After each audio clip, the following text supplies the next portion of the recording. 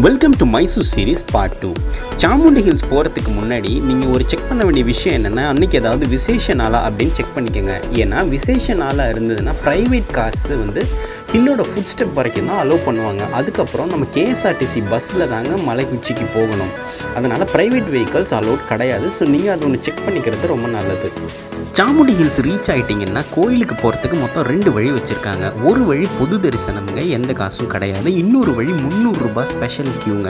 நீங்கள் 300 ரூபாய் special Q எடுத்து போனீங்கன்னா க்யூ கொஞ்சம் ஃபாஸ்ட்டாக மூவ் ஆகுது. இப்போ பொது தரிசனத்தில் போனீங்கன்னா நீங்கள் மினிமம் ஒரு 3 மணி நேரத்துலேருந்து 4 மணி நேரமாவது வெயிட் பண்ணுற மாதிரி வரும். நாங்கள் மதியம் ஒரு 12 மணி போல் தாங்க பொது தரிசனத்தில் என்ட்ரு ஆனோம். சாமி பார்த்துட்டு வெளியில் வர்றதுக்கு சாயந்தரம் 4 மணி ஆகிடுச்சு. கிட்டத்தட்ட ஒரு 4 மணி நேரம் க்யூவில் நின்று தாங்க சாமி பார்த்தோம்.